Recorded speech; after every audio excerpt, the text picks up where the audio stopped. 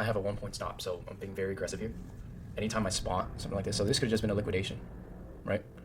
Then these 61s, there could be just a passive buyer here, just ramping up their position. We're targeting the 68s or the high day. Starting to see some selling pressure.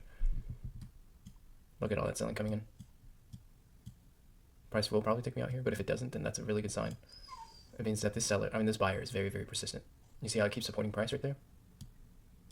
I like that. I like that a lot. Look at this heavy selling that came into the 61s. There we go, we're targeting the 68s. It's starting to find some acceptance. There we go, we're approaching our target. I'm observing order flow very closely here. Once we start getting to those daily high, then I want to see there's some type of resistance. Might flatten it right there. There we go. Target hit. So just like that, we had a, what is that, a 125? Because I had a 1 point stop. That's the power of absorption in a nutshell. You know, my entry down here at the 62s, I stopped at 61, and I was able to catch, what, 5.5 points? Could have been 6. So that's how you take your 1 to 2 trades and you make them into a 1 to 5, minimizing your risk and optimizing your reward. Look, break this down. Got here at the 62s. Yeah, executed here at the 62, stop at the 61, 1 point stop, exited at 67s. With 2 contracts, I risked $100 to make $500. That is great. That is amazing. But we got in before that move came. If we would have waited, see, that's the power of absorption. I'm gonna keep saying this and saying this. If we would have waited for this final confirmation, or let's say a candle close. Here, let's go to the 5 minute. Let's say we waited for a candle close above here, a strong candle close. We would have gotten out at our target. Like, we would have entered at our target. You understand? So the move had already began. We caught that move thanks to spotting absorption down here. So we were able to get in before this thing even showed its hand. And that is the power of order flow. Right here, now we've already captured 5-6 points. It goes on to capture another extra 3 points. That was the trade we took right there.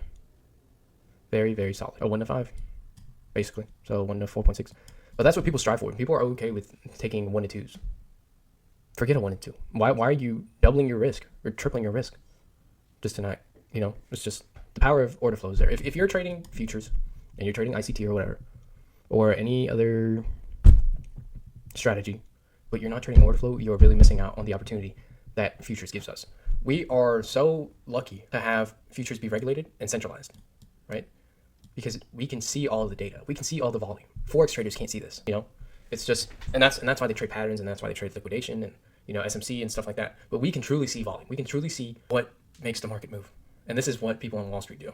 You know, they're not looking at low ICT strats and SMC strats. No, they're simply looking at order flow, and they trade based off of it. So why not trade like them? We're trying to trade with them and everything else. Why not see exactly what they're doing? This is so useful. I know it's a little expensive for some people, but this makes the whole difference. Without this, I wouldn't have spotted this. I would have waited until I saw a 5 minute candle close with strength. And then by then, the move was already done. The move was already exhausted. I'm sure you could see, what time was this? Let's look at this. 8:47. So let's go down here, look at 8:47. See if any big trades were there. Boom. Look at all this volume. Look at all this buying. Buying. At the 70s. And look what happened here at the 70s. The delta was extremely positive, yet we saw no follow through. What is that? Absorption. So, spotted absorption here. We could have gone in here as well. Came back, retested this, saw the same, no follow through. Boom. Sell position. Right? With a 1 point stop above this loss. Above these highs. And we reap the rewards. And then we target possibly low of day. It's not the holy grail, but it's pretty close. It's pretty close, dude. If you can catch 1 to 5s consistently, you're golden, man. Depending on your goals. If you're trading futures, I would really suggest adding volume and order flow to your strategy.